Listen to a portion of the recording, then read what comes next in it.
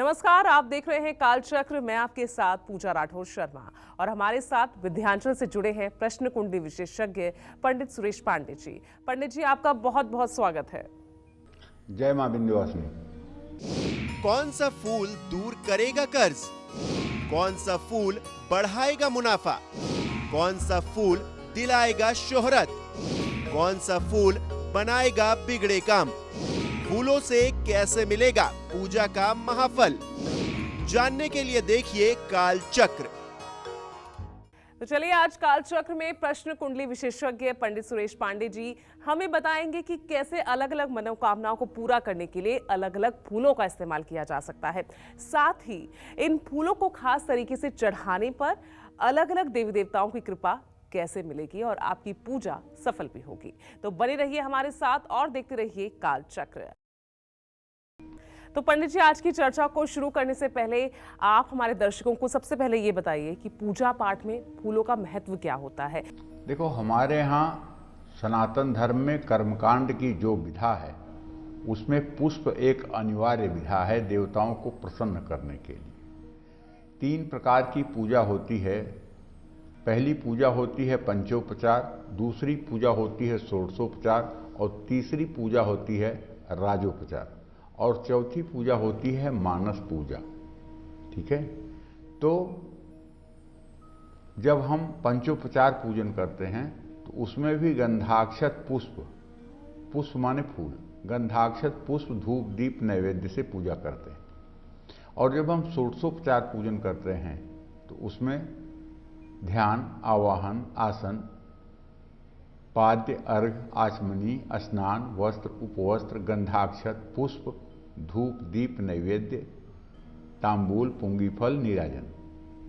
इसी तरह से राजोपचार में पुष्प की बहुत महत्ता है। पुष्प हमारे भाव को, हमारे हृदय की भावनाओं को ईश्वर के प्रति समर्पण का एक निमित्त है।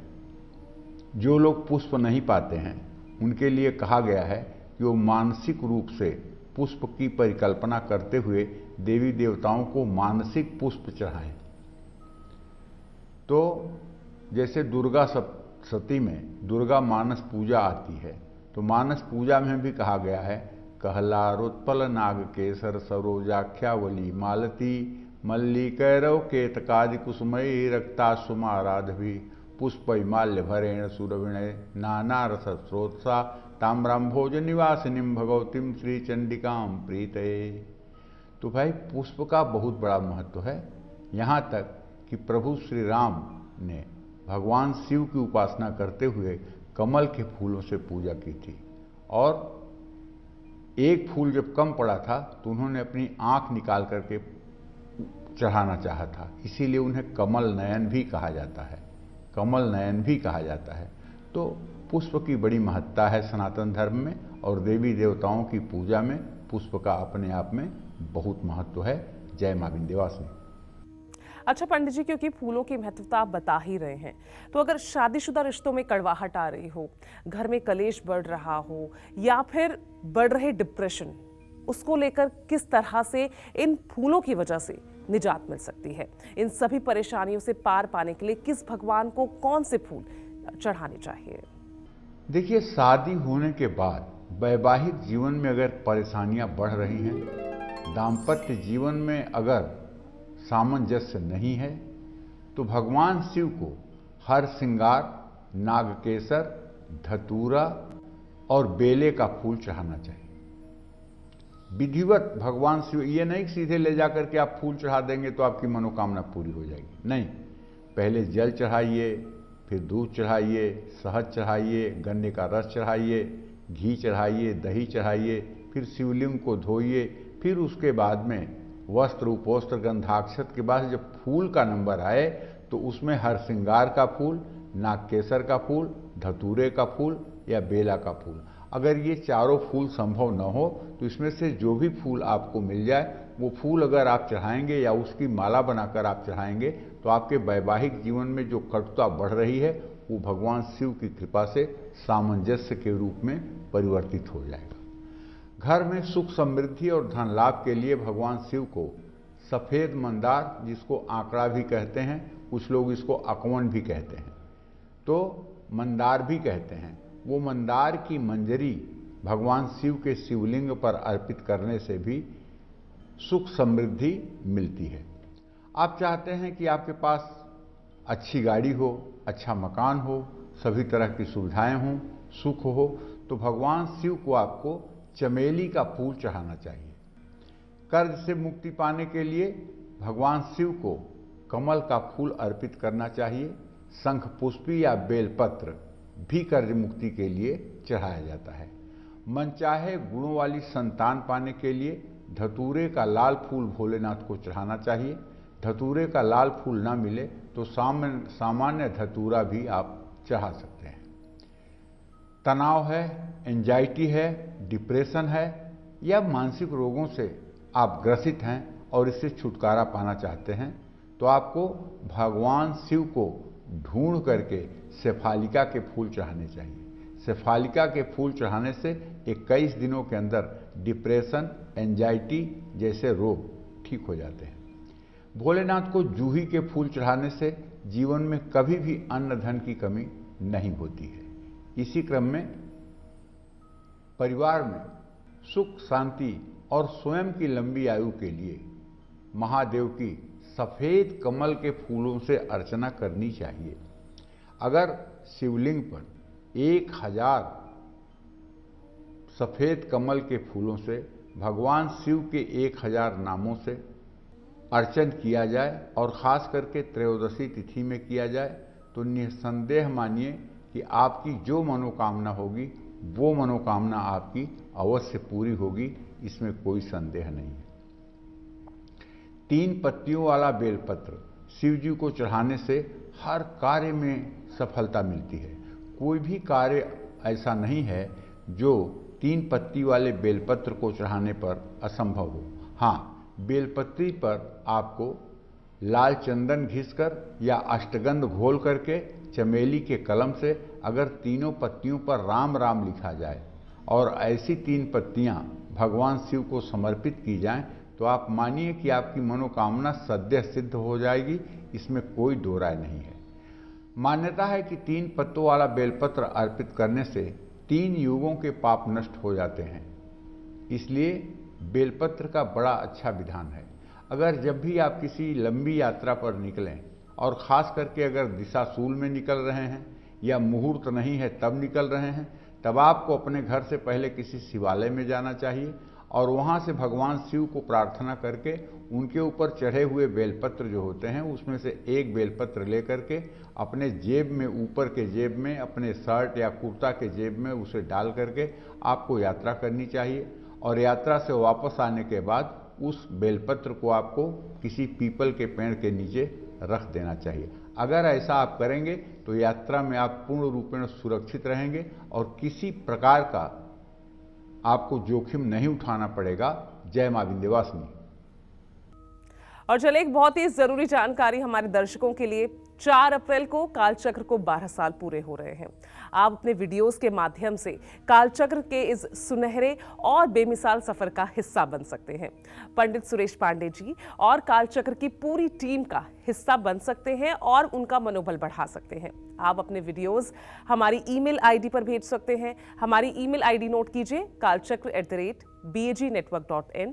आप अपने अनुभव हमसे साझा कीजिए, तो ये दिन हमारे लिए और भी खास बन जाएगा। अच्छा पंडित जी, क्योंकि आज हमारी चर्चा का विषय है पुष्प, फूल, फूलों का महत्व हम बता रहे हैं, किस देवी देवता को कौन से फूल चढ़ाएं ये हम बता रहे हैं। तो अगला सवाल मेरा ये है पंडित जी कि जिन लोगों के घर में बरकत नहीं हो रही है, बेटी की शादी में रुकावटें आ रही हैं, परिवार में कलेश बढ़ता जा रहा है, ऐसे लोगों को किस देवी माँ को कौन कौन से फूल चढ़ाया जा सकता है, उन्हें प्रसन्न किया जा सकता है?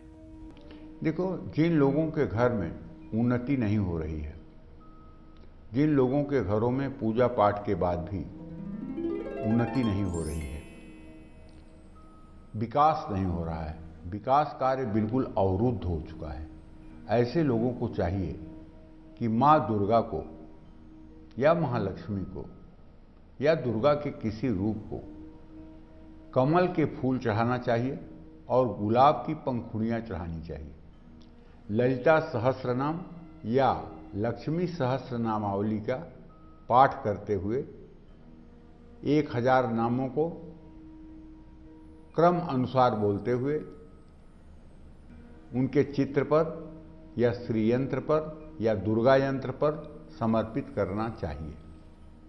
ऐसा अगर अष्टमी के दिन किसी सिद्धपीठ में कर दिया जाए तो एक ही बार के अर्चन से जन्म जन्मांतर की दरिद्रता नष्ट हो जाती है। ऐसा अगर किसी सिद्धपीठ में कर दिया जाए और किसी सिद्धपीठ की देवी के सानिध्य में कर दिया जाए तो जन्म जन्मांतर की दरिद्रता नष्ट होती है और ऐसा व्यक्ति श्रीमान बन जाता है। आपकी बेटी की शादी में अगर रुकावट आ रही है, बेटी विवाह के योग्य हो गई है, उम्र ज्यादा हो रहा है, योग्य वर नहीं मिल पा रहा है, तो केले के पेड़ की जड़ पीले कपड़े में लपेटकर बेटी के गले में आप कुछ दिनों के लिए धारण करवा दीजिए और मां दुर्गा को लाल गुलाब चढ़ाने से जल्दी शादी का प्रस्ताव आएगा। किसी भी प्रतियोगी परीक्षा में सफलता पाने के लिए मां दुर्गा को अगर सफेद कनेर का या गेंदे का फूल मिल जाए तो उसकी माला चढ़ानी चाहिए। इससे भी प्रतियोगी परीक्षा में सफलता मिलती है। परिवार से कलेश को दूर करने के लिए हर रोज स्फटिक की माला पर जबते राम ब्याही घर आए, नितनव मंगल मोद बधाए, ये चौपाई जो रामचरितमानस की है, अगर इसको 108 बार कर लिया जाए तो पारिवारिक कलेश दूर होता है। क्या कौन सी चौपाई है? जब ते राम ब्याही घर आए, नित नव मंगल मोद बधाए। ये चौपाई अगर 108 बार सुबह शाम किया जाए तो परिवार में चाहे जितना कलेश हो, घर का कलेश समाप्त ही हो जाता है। गुड़हल के फूलों की पंखुड़ियां माँ दुर्गा को चढ़ाने से कलेश दूर होता है। गुड़हल का फूल जब कली रहता है ना, अगर तभी उसको तोड़ लीजिए और उसका माला पिरो लीजिए तो 3 घंटे बाद बड़े आकार में फूल बन जाता है। तो अगर ये गुड़हल की पंखुड़ियों वाली माला आप दुर्गा को चढ़ाएं और वो माँ दुर्गा को धारण करने के बाद फूल बने तो 3 घंटे के अंदर आपकी मनोकामना भी पूरी हो जाएगी। इसलिए दुर्गा के पंखुड़ियों वाले फूल की माला बना, जब वो कली रहता है उस समय उसकी माला बना करके दुर्गा जी को अर्पित करने से आपकी मनोकामना पूरी होगी। इसमें कोई दो राय नहीं है। जय मां विंध्यवासिनी। पंडित जी, इस बीच एक कॉलर हमारे साथ हैं, करुणा है बिलासपुर से। करुणा जी, पूछिए सवाल। आप पंडित जी प्रणाम। हाँ, सुखी रहे करुणा जी। हाँ पंडित जी, मेरे को ना मेरी दीदी के बारे में पूछना है। उनका जन्म 14/11/1996 को ना स्थान कलतरा जांजगीर चांपा में हुआ है। उनके विवाह के बारे में पूछना है। उनका विवाह कब और किस महीने में होगी तथा उनका वैवाहिक जीवन कैसा रहेगा और उन्हें कौन सी नौकरी करनी चाहिए। देखो, सही बात तो यह है कि इनके विवाह का योग बना हुआ है। ज़्यादा से ज़्यादा मई जून तक इनके विवाह का प्रस्ताव आ जाएगा, विवाह तय हो जाएगा। नवंबर और दिसंबर के महीने में इनका विवाह हो जाएगा। वैवाहिक जीवन इनका अच्छा रहेगा, इसमें कोई दो राय नहीं। बहुत ही अच्छा सामंजस्य रहेगा इनके दाम्पत्य जीवन में और इनका भविष्य अच्छा रहेगा। बस आप अपनी बहन जी से कहिए कि ये बृहस्पतिवार के दिन केले के पेड़ की पूजा किया करें, बृहस्पतिवार का व्रत किया करें। 16 बृहस्पतिवार का अगर ये व्रत कर लेंगी, पीले कपड़े पहनकर केले के पेड़ की पूजा कर लेंगी तो निसंदेह ही नहीं चिरंजीवी दीर्घायु वर की प्राप्ति होगी और सब प्रकार से मनोकामना पूरी होगी। जय मां विंध्यवासिनी। तो पंडित जी, बात कर लेते हैं उन लोगों की जिनकी कुंडली में खराब शनिदेव की वजह से बहुत ज्यादा परेशानी आ रही है। ऐसे लोगों को किस खास फूल से भगवान शनिदेव को प्रसन्न करना चाहिए, उनकी पूजा करनी चाहिए? नीलांजन समाभासम रविपुत्रम यमाग्रजम छाया मार्तंड संभूतम तम नमामि शनैश्चरम। ओम शनिदेवाय नमः। ओम शं शनैश्चराय नमः। अगर जन्म कुंडली में शनि नीच राशि का है या नीच के नवमांश में शनि बैठा हुआ है या शनि की दृष्टि संपूर्ण दृष्टि सूर्य पर पड़ रही है या शनि की महादशा चल रही है या 7.5 चल रही है या शनि की ढैया चल रही है और परेशानियों से आप जूझ रहे हैं, पिता पुत्र में झगड़ा हो रहा है, कारोबार में नुकसान हो रहा है, तो शनिदेव की कृपा पाने के लिए आपको शनि मंदिर जाकर शनिदेव को नीली लाजवंती का फूल चढ़ाना चाहिए। मैं तो कहूँगा कि अगर सीजन हो और शमी का फूल मिल जाए तो शमी का 2 पुष्प भी अगर शनिदेव को चढ़ा दिया जाए तो ये जितनी समस्याएं मैंने आपको गिन कर बताया है ना, इन सारी समस्याओं का पहले दिन में समाधान मिल जाता है। शमी का फूल आप देखेंगे ना, वो फूल थोड़ा सा लंबाई लिए हुए होता है, उसमें नीला, पीला और नारंगी 3 रंग होता है। शमी का फूल अगर आपने देखा होगा तो ठीक है, और नहीं तो किसी से पूछ करके शमी के पेड़ से अगर 2 भी फूल मिल जाएं शनिवार के दिन और वो शनिदेव के ऊपर अर्पित किए जाएं तो निसंदेह मानिए शनिदेव की कभी भी खराब दशा आपको प्रभावित नहीं करेगी। और धन कमा नहीं पा रहे हैं तो 43 दिनों तक नीले रंग के फूल शनि मंदिर में आपको देना चाहिए। 43 दिनों तक लगातार किसी भी प्रकार के नीले रंग के फूल आपको शनि मंदिर में देना चाहिए। इससे भी आपके आर्थिक क्षेत्र में सफल होने की संभावना बढ़ जाती है। जय मां विंध्यवासिनी। तो पंडित जी, क्योंकि आज हम बात तो पुष्प की कर रहे हैं, फूलों की कर रहे हैं, तो किस खास फूल से हम सभी को गणपति जी की कृपा मिलेगी, सारे विघ्न दूर हो जाएंगे और हर मनोकामना पूरी होगी? और साथ ही पंडित जी, अगर बात करें हम हनुमान जी, भगवान विष्णु, माँ लक्ष्मी जी की, तो उनकी पूजा करते समय कौन कौन से फूल उन्हें जरूर अर्पित करने चाहिए? प्रातः स्मरामि गणनाथ मनाथ बंधुम सिंदूरपूर परिपूरित गंड युग्मम उद्दंड विघ्न परिखंडन चंड दंड माखंडलादि सुरनायक वृंद वंद्यम ओम गणाधिपतये नमः गणेशाय नमः। देखो, गणेश की पूजा में तो वैसे पीले फूल का विधान है, ठीक है, लेकिन अगर आप लाल फूल और खास करके गुलाबी रंग के कमल के फूल का इस्तेमाल करें या गुड़हल के फूल का इस्तेमाल करें तो इससे कोई विशिष्ट अगर आपकी मनोकामना होगी तो उसमें आपको सफलता मिलेगी। और एक बात ध्यान रखिएगा, दुनिया के चाहे जितने अच्छे से अच्छे फूल आप गणेश जी को चढ़ा दीजिएगा, जब तक उन्हें आप दुर्वा नहीं चढ़ाएंगे तब तक गणेश जी प्रसन्न नहीं होंगे। दुर्वा दूब घास को कहते हैं। दुर्वांकुर जब गणेश जी को चढ़ता है तो गणेश जी संतुष्ट और प्रसन्न हो जाते हैं। जिस तरह से भगवान विष्णु को तुलसी चढ़ाने से प्रसन्नता प्राप्त होती है, उसी तरह से भगवान गणेश को दुर्वा भी चढ़ाना अत्यंत लाभकारी सिद्ध होगा। तो ध्यान दीजिएगा, दुर्वा चढ़ाने से भगवान गणेश को दुर्वा चढ़ाने से हर मनोकामना पूरी होगी। और गणेश जी को प्रसन्न करने के लिए चमेली की फूलों की माला भी उन्हें पहनाई जा सकती है। लेकिन अगर हनुमान जी की उपासना कर रहे हैं तो लाल या पीले रंग के फूलों का इस्तेमाल करिएगा। इसके अलावा गुड़हल, गुलाब, कमल और गेंदे के फूल से भी हनुमान जी को प्रसन्नता मिलती है। भगवान श्री हरि विष्णु की पूजा करते समय आपको चाहिए कि उन्हें तुलसी दल जरूर चढ़ाएं। कुछ चढ़ाएं या ना चढ़ाएं, तुलसी दल जरूर चढ़ाएं, तुलसी के पत्ते जरूर चढ़ाएं। कार्तिक मास में विष्णु जी की केतकी के फूलों से भी पूजा करने से विशेष लाभ मिलता है। लेकिन ध्यान रखिएगा, केतकी का फूल कभी भगवान शिव को नहीं चढ़ता है। भगवान शिव ने केतकी के फूल को श्राप दिया है कि तुम मेरे पूजा में त्याज्य रहोगी, इसलिए केतकी के फूल से कभी भगवान शिव की पूजा नहीं करनी चाहिए। इसके अलावा विष्णु जी को कनेर, कमल, चंपा, पलाश, आक और अशोक के फूल भी आप चढ़ा सकते हैं। माँ लक्ष्मी की पूजा करते समय कमल या गुलाब के फूलों का इस्तेमाल करने पर घर से दरिद्रता दूर होती है।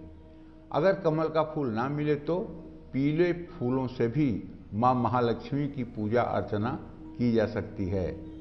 माँ सरस्वती को प्रसन्न करने के लिए हर समय सफेद फूल या पीले रंग का फूल ही उन्हें अर्पित करना चाहिए। सफेद गुलाब, सफेद कनेर या फिर पीले गेंदे के फूलों से भी माँ सरस्वती बहुत प्रसन्न होती हैं। वरदे वीणा वादिनी। तो ऐसे में श्वेत पुष्प की अगर माला हो और कोई विद्यार्थी सफेद फूलों की माला माँ सरस्वती के ऊपर, जहाँ सरस्वती की प्राण प्रतिष्ठित प्रतिमा हो, वहाँ अर्पित करे तो निसंदेह ऐसे जातक के ऊपर, ऐसे विद्यार्थी के ऊपर माँ सरस्वती की अदृश्य कृपा बन जाती है। इसमें कोई संदेह नहीं है। जय मां विंध्यवासिनी। चलिए अब चर्चा को आगे बढ़ाते हैं। अलग अलग देवी देवताओं को कौन से फूल कभी भी अर्पित नहीं करने चाहिए, ये पंडित जी बहुत अहम सवाल बताइए। हाँ, ये हमारे शास्त्रों में कुछ नियम हैं, पूजा पाठ की कुछ सावधानियां हैं, जिसे हमारे हर दर्शकों को जानना बहुत जरूरी है। क्योंकि कर्मकांड एक ऐसी विधा है जिसमें अगर सही ढंग से कर्मकांड हुआ तो मनोकामना पूरी होती है, लेकिन अगर कर्मकांड में त्रुटि हुई, जानबूझकर गलती हुई, अज्ञानतावश गलती हुई, तो शायद एक दिन तो क्षमा हो जाएगा, लेकिन अगर रोज रोज वही गलती आप करेंगे तो क्षमा नहीं होंगे। ऐसे में भगवान गणेश को तुलसी का पत्ता या तुलसी की मंजरी कभी भूल करके भी नहीं चढ़ाना चाहिए। सुना आपने? भगवान गणेश को तुलसी का पत्ता या तुलसी की मंजरी कभी भूल करके भी नहीं चढ़ाना चाहिए। ये बात एकदम गांठ बांध लीजिए। भगवान शिव को कनेर और कमल के अलावा लाल रंग का कोई फूल नहीं चढ़ाना चाहिए, और खास करके केतकी और केवड़े का फूल तो कभी शिवालय में भी लेकर नहीं जाना चाहिए। ध्यान दीजिएगा, चढ़ाना तो दूर की बात है, शिवालय में केतकी और केवड़े का फूल भी ले जाना शास्त्रों में निषेध कहा गया है। भगवान विष्णु को कभी भूल करके बेलपत्र नहीं चढ़ाना चाहिए। ये बात अलग है कि जो बेलपत्र होता है उस पर तीनों पत्तियों पे राम राम लिखने से मुक्ति मिलती है, लेकिन भगवान विष्णु को न तो बेलपत्र की माला बना के पहनाना चाहिए और न ही उनके ऊपर बेलपत्र चढ़ाना चाहिए। और माँ दुर्गा को दुर्वांकुर, दूब घास और आंवले का फूल कभी भूल करके भी नहीं चढ़ाना चाहिए। इस बात का भी ध्यान देना चाहिए। इसी क्रम में अपने सभी दर्शकों को बताना चाहूँगा, जमीन पर गिरा हुआ फूल उठा करके उसे देवी देवताओं को नहीं चढ़ाना चाहिए। जमीन पर गिरा हुआ फूल और उसको उठा करके देवी देवताओं को नहीं चढ़ाना चाहिए।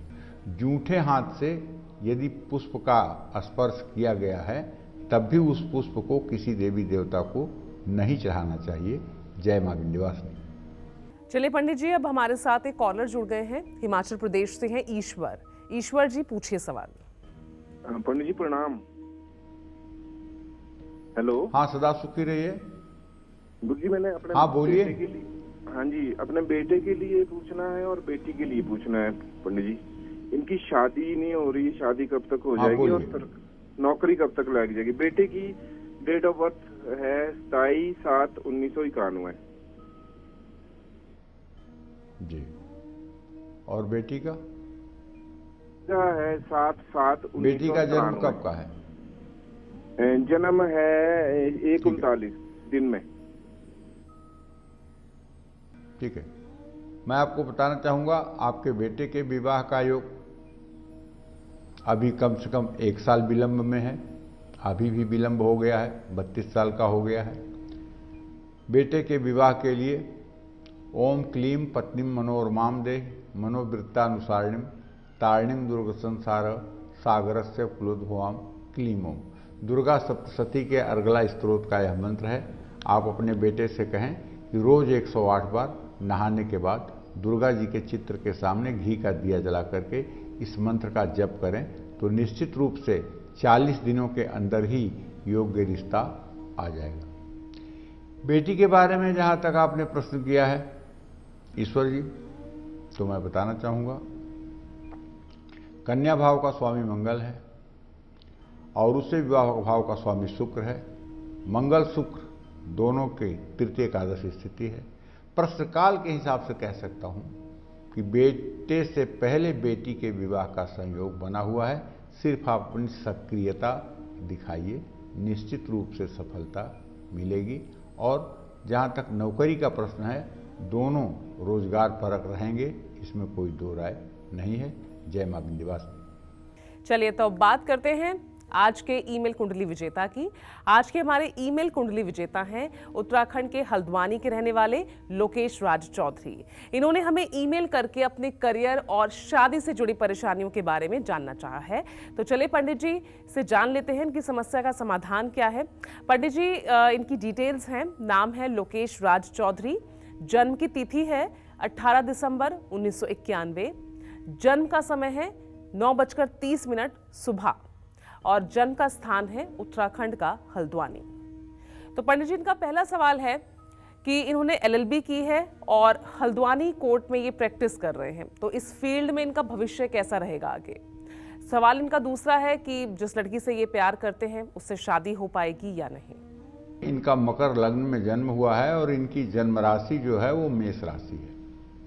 इनके केंद्र में 2 शुभग्रह चंद्रमा और शुक्र हैं और शनि लग्न में बैठा हुआ है स्वगृही होकर के। निश्चित रूप से वकालत का प्रोफेशन इनके लिए बहुत अच्छा है, इसमें कोई दो राय नहीं है। लेकिन अभी मंगल की दशा चल रही है। मंगल की दशा में थोड़ा सा कमजोर प्रदर्शन जरूर है, लेकिन आगे की दशाओं में अच्छा प्रदर्शन हो जाएगा। इन्हें नित्य हनुमान चालीसा का पाठ करना चाहिए। अच्छी प्रैक्टिस के लिए इन्हें सिंदूर का हल्का सा तिलक लगा करके कोर्ट जाना चाहिए। जहाँ तक इनके प्रेम विवाह का संदर्भ है तो पूजा मैं कहना चाहता हूँ, शनि और चंद्रमा दोनों चतुर्थ दशम की स्थिति में हैं। शनि की पूरी दृष्टि चंद्रभाव पर है। विवाह का प्रबल संयोग बना हुआ है, लेकिन थोड़े से अवरोध के बाद विवाह का मार्ग प्रशस्त होगा। और जहाँ तक मैं समझ पा रहा हूँ, विवाह होने में अब ज़्यादा विलंब नहीं है। जय मां विंध्यवासिनी। चलिए अब बात कर लेते हैं आज के ईमेल कुंडली विजेता की। तो आज के हमारे ईमेल कुंडली विजेता हैं बिहार के हाजीपुर के रहने वाले अतुल पांडे। इन्होंने हमें ईमेल करके अपने घर और बिजनेस को लेकर सवाल पूछा है। तो चलिए जानते हैं पंडित जी से इनकी समस्या का समाधान। तो पंडित जी, डिटेल्स आप लिख लीजिए।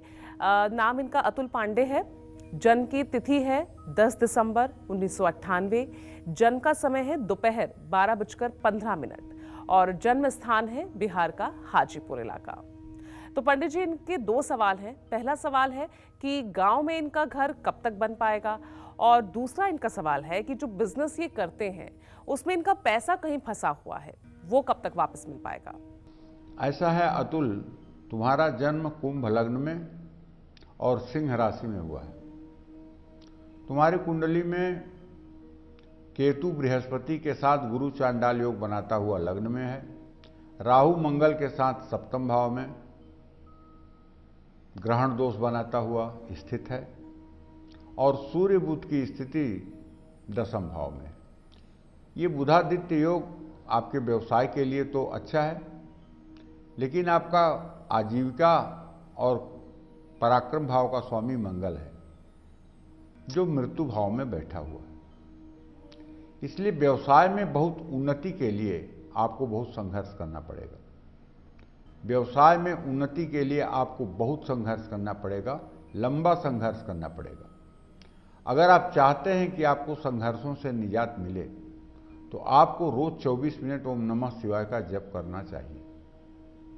अगर 24 मिनट रोज आप ओम नमः शिवाय का जप करेंगे तो मेरा विश्वास है कि आपके जीवन का सारा पहलू, व्यवसाय, पारिवारिक, सारा पहलू आपका ठीक होगा और अंत में आपका जो दाम्पत्य जीवन है वो भी बहुत अच्छा रहेगा, संतान सुख बहुत अच्छा मिलेगा।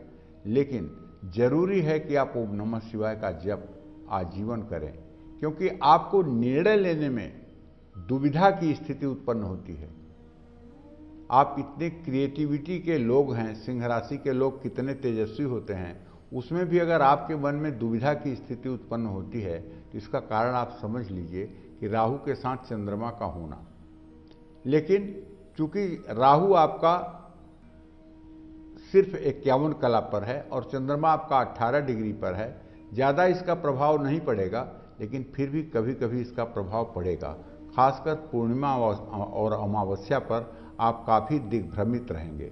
तो इससे बचने के लिए ओम नमः शिवाय का आपको जप करना चाहिए और आपको एक सुंदर सा हीरे की अंगूठी या ओपल 10 रत्ती का चांदी की अंगूठी में बनवा करके दाहिने हाथ की तर्जनी उंगली में धारण करना चाहिए शुक्रवार को शुक्ल पक्ष में प्रातःकाल।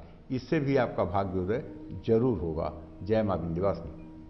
तो चलिए जल्दी से अपने इस स्पेशल सेगमेंट की शुरुआत करते हुए बात कर लेते हैं फूलों से जुड़े नियमों की। जी हाँ, देवी देवताओं को फूल चढ़ाते समय हम सभी को किन बातों का खास ध्यान रखना चाहिए जिससे हमें पूजा का दोगुना फल मिल सके, बताइए पंडित जी। देखिए, आमतौर पर फूलों को हाथों में रखकर हाथों से भगवान को अर्पित किया जाता है। एक हाथ में फूल ले लेते हैं, दूसरे हाथ से अर्पण करते हैं। लेकिन मैं कहना चाहूँगा कि ऐसा बिल्कुल नहीं करना चाहिए। फूल चढ़ाने के लिए किसी पवित्र बर्तन में, खास करके अगर वो पीतल का बर्तन हो, चांदी का बर्तन हो, स्टील का बर्तन ना हो तो सर्वोत्तम है, उसमें रखना चाहिए। तांबे के बर्तन में भी रख सकते हैं और इस बर्तन में से एक एक फूल उठा करके देवी देवताओं को अर्पित करना चाहिए। भगवान की पूजा कभी भी सूखे और बासी फूलों से नहीं करनी चाहिए। भगवान की पूजा में अधखिले फूल, केवल गुड़हल का अधखिला फूल आप चढ़ा सकते हैं, बाकी दूसरे अधखिले फूल नहीं चढ़ाने चाहिए। चंपा की कली के अलावा किसी भी फूल की कली, गुड़हल के फूल की कली के अलावा किसी भी फूल की कली देवी देवताओं को अर्पित नहीं करना चाहिए। अंगूठे, मध्यमा, अनामिका उंगली से भगवान को फूल चढ़ाना चाहिए। देखो, इसको कहते हैं मृगी मुद्रा। जब आप अंगूठा, मध्यमा और अनामिका तीनों को मिलाते हैं तो जैसे मृग, हिरन का मुंह होता है, वैसे आकार बनता है। इसको कहते हैं मृगी मुद्रा। और अगर आप पांचों उंगलियों से फूल चढ़ाएंगे तो ये देखिए, जब पांचों उंगलियां मिल जाती हैं तो सूअर के जैसा मुंह हो जाता है, तो इसको कहते हैं सूकरी मुद्रा। क्या कहते हैं? सूकरी मुद्रा। तो पांचों उंगलियों से फूल नहीं चढ़ाना चाहिए, इसको सूकरी मुद्रा कहते हैं। सूकरी मुद्रा में फूल नहीं चढ़ाना चाहिए, ये बात भी ध्यान रखने योग्य है। कमल का फूल लेकर के ये मान्यता है कि यह फूल 10 से 15 दिन तक का भी बासी नहीं होता है और तुलसी का पत्ता 11 दिनों तक बासी नहीं होता है। तुलसी की पत्तियां हर रोज जल छिड़क कर उसे दोबारा भगवान को अर्पित किया जा सकता है। शास्त्रों के अनुसार शिव जी को प्रिय बेलपत्र 6 महीने तक बासी नहीं होता है। इन्हें जल छिड़क कर दोबारा शिवलिंग पर अर्पित किया जा सकता है। तो इस तरह से मैंने जो भी सावधानियां हैं आपको बताया है और पूजा पाठ में इन सावधानियों का अगर आप अनुगमन करेंगे तो निश्चित रूप से सुखी रहेंगे। जय मां विंध्यवासिनी।